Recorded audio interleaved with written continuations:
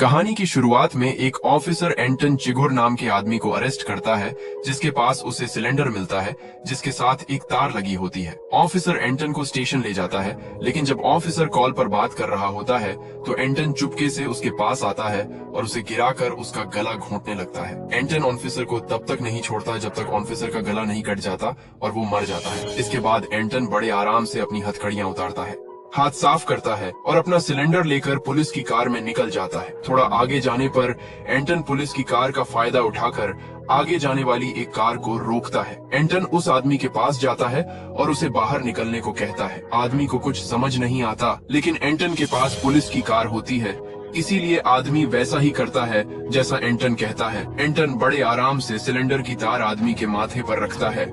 आदमी को समझ नहीं आता ये कर क्या रहा है, और इससे पहले वो समझ पाता एंटन उसे शूट कर देता है। असल में एंटन का सिलेंडर कोई आम सिलेंडर नहीं बल्कि एक गन होती है जिसे उसने खुद बनाया होता है। अब एंटन उसकी कार लेता है और वहां से चला जाता है। दूसरी तरफ हम एवलिन मॉस नाम के एक रिटायर्ड सोल्जर को देखते हैं जो टेक्सास के रेगिस्तान में शिकार कर रहा होता है। मॉस शिकार पर निशाना लगाता है पर चूक जाता है, जिससे उसका शिकार भाग जाता है। अब मॉस अपना नया शिकार ढूंढने लगता है और रेगिस्तान में काफी आगे आ जाता है। तभी उसकी नजर दूर नीचे खड़ी बहुत सारी कार्स पर जाती है। जब मॉस दूरबीन से देखता है तो उसे कार्स के साथ वहां बहुत सारी लाशें भी दिखती हैं। अब मॉस खुद को कंट्रोल नहीं कर पाता और चेक करने उस जगह पहुंचता है और देखता है यहाँ बहुत सारे लोग मरे हुए हैं और इन सब के हाथों में गन्स हैं। देखकर लग रहा होता है कि यहाँ गैंग वॉर हुई है।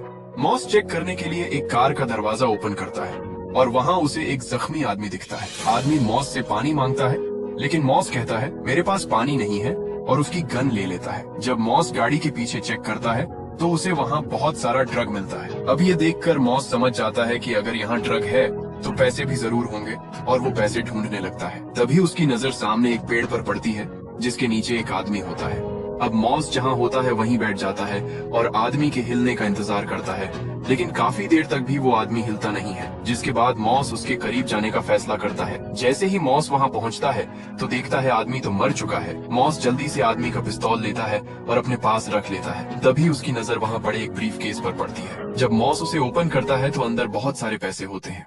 अब पैसे देखकर मॉस के अंदर की लालच जाग जाती है और वो बिना कुछ सोचे उन्हें घर ले आता है, लेकिन उसे ये नहीं पता था कि ये उसकी जिंदगी की सबसे बड़ी गलती साबित होने वाली है। मॉस घर के नीचे अपनी गन छुपाता है और अंदर जाता है जहां उसकी बीवी कार्ला टीवी देख रही होती है। उसकी नजर मॉस के हाथ में पकड़े ब्रीफ केस पर पड़ती है और वो पूछती है इसमें क्या है। मॉस भी झूठ नहीं बोलता और कह देता है इसमें बहुत सारे पैसे हैं।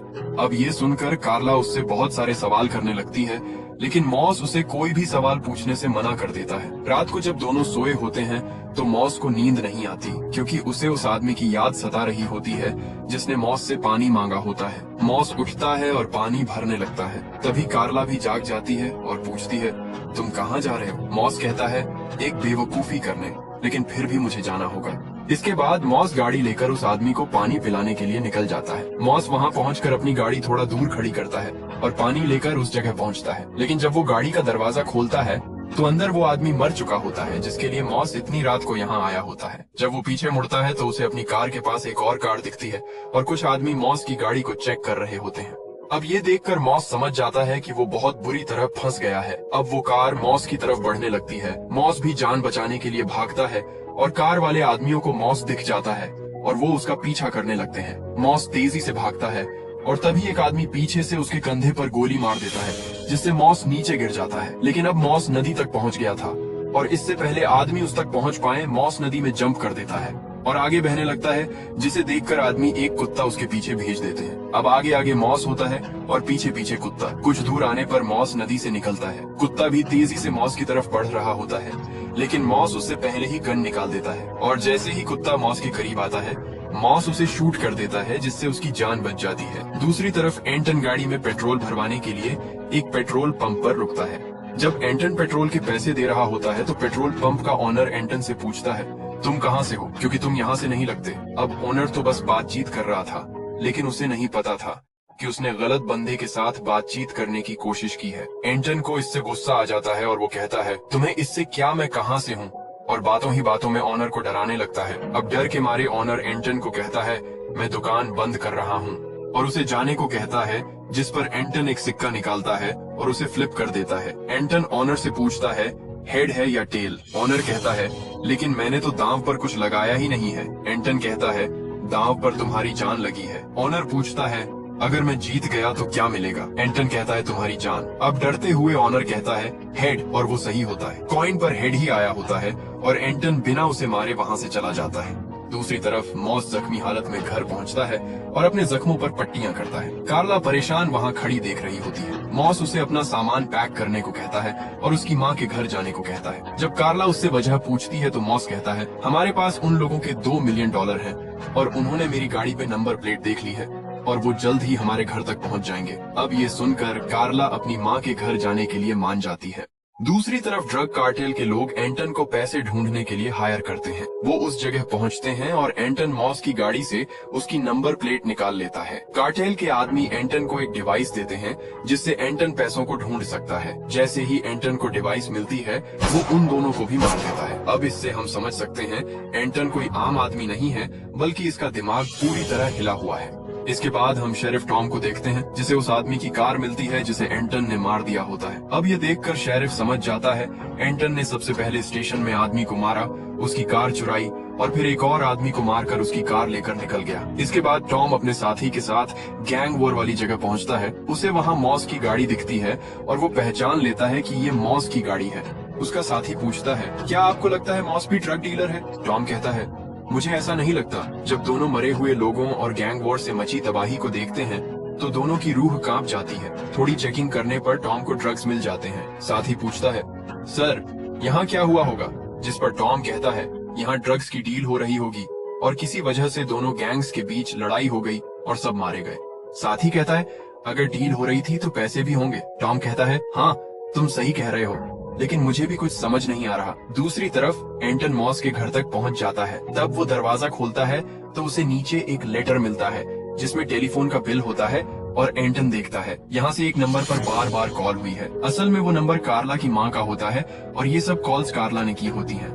एंटन जब घर चेक करता है तो उसे कुछ नहीं मिलता, जिसके बाद वो फ्रिज से मिल्क की बोतल निकालता है और पीने लगता है। इसके बाद एंटन मॉस की मकान मालकिन के पास जाता है और उससे मॉस का पूछता है। मकान मालकिन कहती है मॉस अभी शायद काम पर होगा। एंटन पूछता है मॉस कहाँ काम करता है? जिस पर मकान मालकिन कहती है मैं ये नहीं बता सकती क्योंकि ये हमारी पॉलिसी के खिलाफ है। अब इससे एंटन को गुस्सा आ जाता है और वो फिर से मॉस के काम वाली जगह का पूछता है, जिस पर मकान मालकिन कहती है नहीं, मैंने कहा जानकारी देने की सख्त मनाही है। अब इससे एंटन उसे मारने का तय कर लेता है, लेकिन तभी उसे बाहर से किसी आदमी की आवाज आती है और वो उसे बिना कुछ कहे चला जाता है। बच गई मकान मालकिन। दूसरी तरफ मॉस कार्ला को बस में बैठाकर उसकी मॉम के घर की तरफ भेज रहा होता है। कार्ला कहती है घर वापस जाने पर उसकी मॉम उसे बहुत गालियां देगी। मॉस कहता है कुछ नहीं, सुन लेना। कार्ला कहती है हाँ वैसे भी मुझे तो इसकी आदत है, हर रोज काम पर भी सुनती हूँ। मॉस कहता है तुम्हें अब काम करने की जरूरत नहीं, मैं जब वापस आऊंगा तो हम दोनों इन पैसों से सुकून से जिंदगी गुजारेंगे। दूसरी तरफ टॉम अपने साथी के साथ मॉस के घर पहुँचता है लेकिन उसे वहाँ कोई भी नहीं मिलता। तभी उसकी नजर वहाँ पड़े दूध पर पड़ती है जिस पर नमी होती है, जिसका मतलब एंटन अभी अभी ही यहाँ से गया है। ये देखकर साथी कहता है सर हमें जल्दी से स्टेशन पर रेडियो से खबर भेजनी चाहिए। टॉम कहता है हम क्या कहेंगे उन्हें, किसको पकड़ें एक आदमी को जिसने अभी अभी दूध पिया है, हमें तो ये भी पता नहीं है वो दिखता कैसा है। साथी कहता है क्या मॉस को पता होगा कि उसके पीछे कितना खतरनाक आदमी पड़ा है?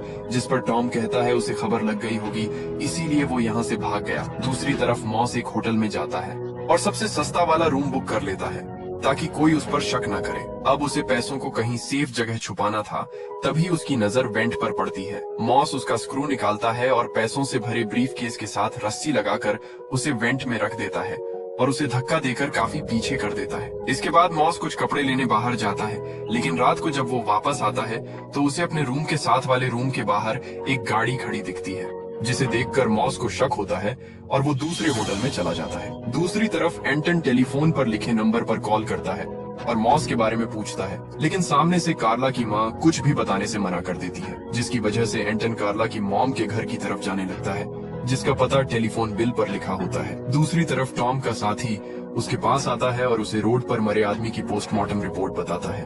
वो कहता है आदमी मरा तो गोली से ही है, लेकिन वो गोली आदमी के सिर में नहीं थी। टॉम कहता है तो गोली गई कहाँ?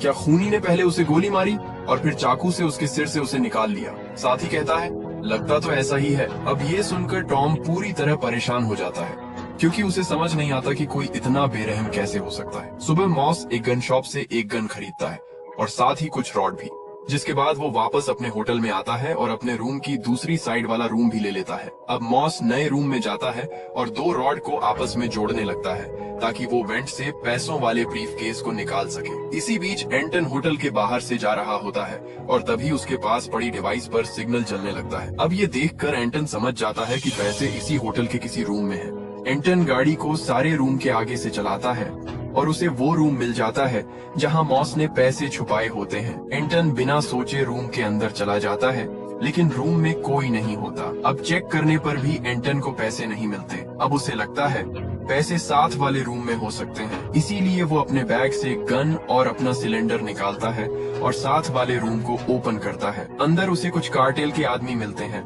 जिन्हें एंटन बड़ी आसानी से मार देता है। एक आदमी एंटन से जान की भीख मांगता है, लेकिन एंटन पर्दा आगे करके उसे भी मार देता है। दूसरी तरफ गोलियों की आवाज मॉस भी सुन लेता है। अब एंटन अपने पांव से शूज निकालता है और रूम में पैसे ढूंढने लगता है। तभी उसकी नजर वेंट पर पड़ती है। जब एंटन उसका स्क्रू खोलता है तो वहाँ स्क्रैच होते हैं, लेकिन पैसों वाला ब्रीफकेस नहीं होता, क्योंकि मॉस उसे लेकर निकल चुका होता है। इसके बाद हम ड्रग कार्टेल के बॉस को देखते हैं, जो एक किराए के कातिल बिल कार्सन को अपने पास बुलाता है। वो कहता है मेरी डील खराब हो गई और ड्रग पकड़े गए और पैसे कोई लेकर भाग गया है, और बॉस कार्सन को पैसे ढूंढ कर लाने को कहता है। फिर बॉस कार्सन से एंटन के बारे में पूछता है। कार्सन कहता है एंटन एक जहरीला सांप है, वो जिसे भी डसता है वो जिंदा नहीं बचता। बॉस कहता है उसने हमारे 3 आदमियों को कल होटल में मार दिया और साथ ही 2 साथियों को पहले भी मार चुका है, जिस पर कार्सन कहता है फिक्र करने की जरूरत नहीं, मैं उसे भी संभाल लूंगा। असल में वो डील ये बॉस करवा रहा होता है, लेकिन दोनों गैंग आपस में ही लड़कर मर जाते हैं, जिससे डील खराब हो जाती है। जिसके बाद बॉस एंटन को हायर करता है पैसे ढूंढने के लिए, क्योंकि पैसे मॉस लेकर चला गया होता है। लेकिन बॉस को पता नहीं होता कि एंटन कोई भाड़े का टट्टू नहीं है, बल्कि वो तो एक हिले हुए दिमाग के साथ साइको है। इसीलिए एंटन बॉस के साथियों को ही मारने लगता है। अब इससे बॉस तंग हो जाता है और इसीलिए वो कार्सन को हायर करता है ताकि वो एंटन को मार दे और पैसों को वापस लाए। दूसरी तरफ मॉस एक दूसरे होटल में जाता है और स्टाफ को कुछ एक्स्ट्रा पैसे देकर कहता है अगर कोई भी मुझे ढूंढते हुए आए तो मुझे कॉल करके बताना। रात को अचानक मॉस जाग जाता है और उसे महसूस होता है कुछ गड़बड़ है।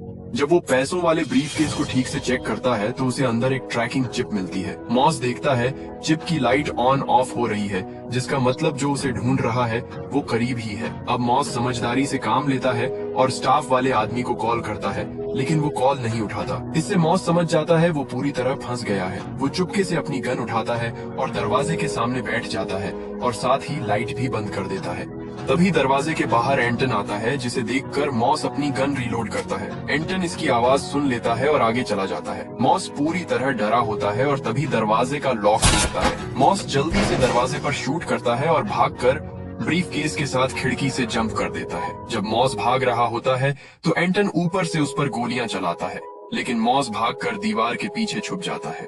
तभी वो देखता है एक गोली उसे लग चुकी है।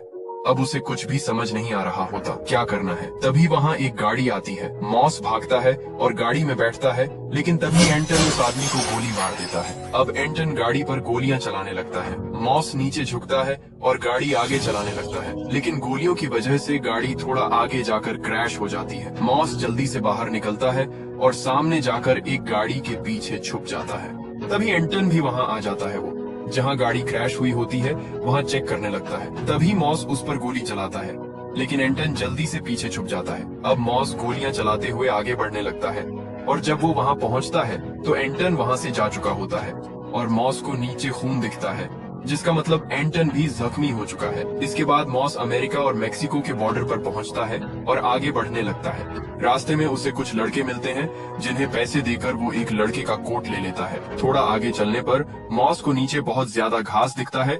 मॉस ऊपर चढ़ता है और पैसों से भरे ब्रीफकेस को नीचे घास में फेंक देता है, जिसके बाद वो नशेड़ी का नाटक करते हुए अमेरिका से मेक्सिको चला जाता है। सुबह जब मॉस की आंख खुलती है तो उसके सामने कुछ आदमी होते हैं। मॉस उन्हें पैसे देता है और कहता है मुझे हॉस्पिटल ले चलो। दूसरी तरफ एंटन अपनी कार में बैठा एक फार्मेसी को देख रहा होता है। वो कार से निकलता है और फार्मेसी के सामने खड़ी कार के पेट्रोल टैंक वाली जगह एक कपड़ा डालकर उसे आग लगा देता है। जैसे ही एंटन फार्मेसी के अंदर जाता है, एक ब्लास्ट होता है जिससे हर तरफ अफरा तफरी मच जाती है और इसी बीच एंटन अपना जरूरी सामान ले लेता है। इसके बाद एंटन अपने रूम में आता है, जिसके बाद वो अपने हाथों से उस जख्म को साफ करता है, उस पर इंजेक्शन लगाता है और गोली निकालता है। और ये सब करते वक्त एंटन के फेस पर कोई एक्सप्रेशन नहीं होता, जैसे वो कोई इंसान कम एक रोबोट ज्यादा हो। दूसरी तरफ हॉस्पिटल में जब मॉस की आंख खुलती है तो उसके सामने बिल कार्सन बैठा होता है। कार्सन कहता है, फिक्र करने की जरूरत नहीं,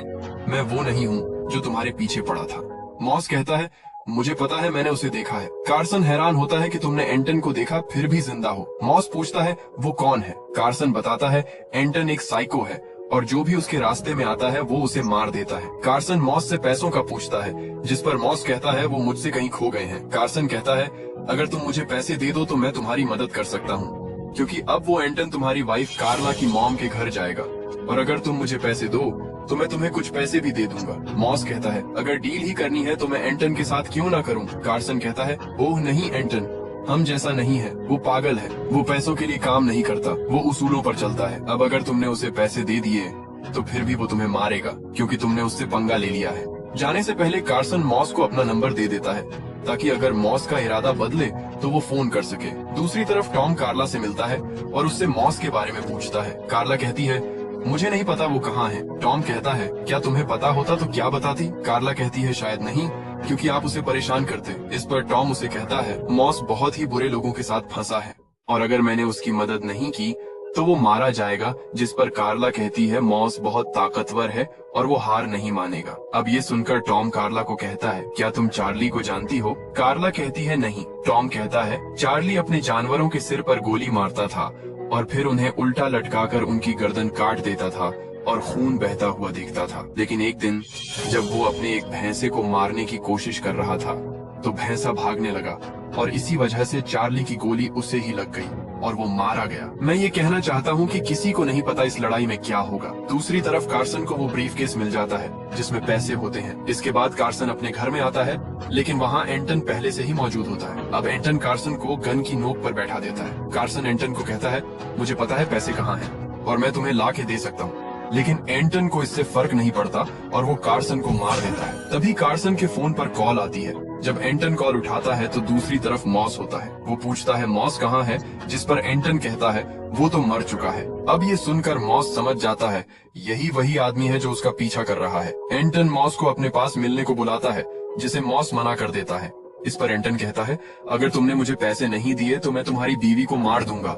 जिस पर मॉस घबरा जाता है और कहता है, ठीक है, मैं तुम्हें पैसे वापस लाकर दे दूंगा। इसके बाद मॉस बॉर्डर क्रॉस करता है और घास से पैसों से भरा ब्रीफकेस ले लेता है। जिसके बाद मॉस कार्ला को कॉल करता है और उसे अपने साथ एक होटल में मिलने को कहता है। वो कार्ला को कहता है, मैं तुम्हें सारे पैसे दे दूंगा जिन्हें लेकर तुम यहाँ से चली जाना और मैं फिर इस एंटन का काम खत्म करके तुम्हारे पास आ जाऊंगा। कार्ला कहती है, मैं तुम्हें छोड़कर नहीं जाऊंगी। जिस पर मॉस कहता है, और कोई रास्ता नहीं है। दूसरी तरफ एंटन कार्टेल बॉस को भी मार देता है क्योंकि उसने कार्सन को उसे मारने के लिए भेजा होता है। रूम में बॉस का अकाउंटेंट भी होता है। वो एंटन से पूछता है, क्या तुम मुझे मार दोगे? जिस पर एंटन कहता है, अगर तुम अपना मुंह बंद कर सको तो यहीं से जा सकते हो। दूसरी तरफ कार्ला अपनी माँ के साथ मॉस की तरफ जाने लगती है और कुछ कार्टेल के आदमी उन्हें फॉलो करने लगते हैं। लेकिन तभी कार्ला गाड़ी रोकती है और टॉम को कॉल करके उसे मॉस का पता बता देती है और कहती है, प्लीज मॉस को बचा लेना। और इसी बीच कार्टेल का आदमी कार्ला की माँ से बातों ही बातों में मॉस का पता जान लेता है। दूसरी तरफ एंटन की गाड़ी का पेट्रोल खत्म हो जाता है। वो एक गाड़ी को रोकता है और आदमी से पूछता है, पास का एयरपोर्ट कहाँ है? जिस पर आदमी उसे बता देता है। असल में एंटन को भी शक हो गया होता है कि मॉस भागने की प्लानिंग कर रहा है। एंटन उस आदमी को भी मारता है और उसकी गाड़ी लेकर चला जाता है। दूसरी तरफ मॉस अपने होटल के बाहर कार्ला का इंतजार कर रहा होता है। तभी वहाँ पूल के पास बैठी एक लड़की मॉस को कहती है, क्या तुम मेरे साथ रोमांस करना चाहोगे? लेकिन मॉस ऐसा करने से मना कर देता है क्योंकि वो अपनी बीवी को धोखा नहीं देना चाहता। कुछ देर बाद शेरिफ टॉम मॉस की लोकेशन पर पहुंचता है और वो देखता है कार्टेल के कुछ आदमी वहां से गाड़ी में भाग रहे हैं। टॉम जब होटल में जाता है तो उसे वहां मॉस की लाश मिलती है। असल में टॉम के पहुंचने से पहले ही एंटन मॉस को मार देता है और इसी बीच वो कार्टेल वाले भी आ जाते हैं और वो मॉस के पास से पैसे ले जाते हैं। इसके बाद वहाँ सारी पुलिस आ जाती है और जगह सील हो जाती है। रात को जब कार्ला वहाँ पहुँचती है और जब उसे मॉस का पता चलता है तो वो पूरी तरह टूट जाती है। दूसरी तरफ टॉम भी बहुत दुखी होता है क्योंकि वो मॉस को बचा नहीं पाया, लेकिन तभी उसे कुछ एहसास होता है और उसे शक होता है कि एंटन अंदर ही हो सकता है। इसीलिए वो उस रूम में वापस जाता है, लेकिन उसे वहाँ कुछ भी नहीं मिलता और रूम पूरी तरह खाली होता है। अगले दिन टॉम अपने अंकल एलिस से मिलने जाता है और कहता है, मैं नौकरी छोड़ रहा हूँ। एलिस पूछता है, पर क्यों? टॉम कहता है, आजकल के क्रिमिनल बहुत खतरनाक हो गए हैं और वो जिस बेदर्दी से लोगों को मारते हैं, मैं वो बर्दाश्त नहीं कर पाता। इस पर एलिस उसे कहता है, क्रिमिनल तो हमेशा से थे, अभी भी और पहले भी। जब मैं छोटा था तो मेरे अंकल के घर में कुछ लोग घुस आए और उन्हें वहीं मार दिया। जब उनकी बीवी उन्हें देखने भागते हुए आई तो वो सब वहाँ अपने घुटनों पर बैठे हंस रहे थे, जिसका मतलब ये कि क्रिमिनल तो हमेशा से ही थे। दूसरी तरफ कार्ला अपनी माँ का फ्यूनरल करती है, जो भी मर चुकी होती है। जब कार्ला घर आती है तो अंदर एंटन बैठा होता है। उसे देखकर कार्ला समझ जाती है इसी ने मॉस को मारा है। कार्ला उसे कहती है, मेरे पास पैसे नहीं है, और पूछती है, तुम ये क्यों कर रहे हो? इससे तुम्हें कोई फायदा नहीं होगा। जिस पर साइको एंटन कहता है, हाँ मुझे पता है, लेकिन तुम्हारे पति मॉस को मैंने कहा था मुझे पैसे दे दो तो मैं तुम्हें छोड़ दूंगा, लेकिन उसने मेरी बात नहीं सुनी और इसीलिए अब तुम्हें मरना होगा। कार्ला कहती है, तुम्हें ये करने की जरूरत नहीं। एंटन कहता है, हर कोई मुझसे यही कहता है। वो अपना सिक्का निकालता है और उसे फ्लिप करके कार्ला से पूछता है, लेकिन कार्ला कुछ भी कहने से मना कर देती है और कहती है, सिक्का मेरी किस्मत का फैसला नहीं कर सकता, जो भी हो मारोगे तो तुम ही ना। एंटन कहता है, हाँ तुमने सही कहा। कुछ देर बाद एंटन घर से बाहर निकलता है और अपने पांव पर खून चेक करता है, जिसका मतलब इस शैतान ने प्यारी कार्ला को भी मार दिया है। जब एंटन कार में जा रहा होता है तो उसकी नजर पीछे आ रहे कुछ बच्चों पर पड़ती है, जिससे उसका ध्यान डिस्ट्रैक्ट होता है और उसकी कार का एक्सीडेंट हो जाता है। लेकिन बदकिस्मती से एंटन बच जाता है। वो जख्मी हालत में बाहर निकलता है और उसके बाजू की हड्डी टूट चुकी होती है। तभी वो बच्चे उसके पास आते हैं। एंटन उनसे शर्ट लेता है और उसे अपने बाजू के साथ बांध देता है और उन बच्चों को कुछ पैसे देकर कहता है, कोई भी अगर मेरे बारे में पूछे तो कहना तुमने कुछ नहीं देखा। और फिर वहाँ से वो जिंदा चला जाता है और यहीं पर ये मूवी खत्म हो जाती है। अगर वीडियो पसंद आई हो तो लाइक और चैनल को सब्सक्राइब जरूर करें।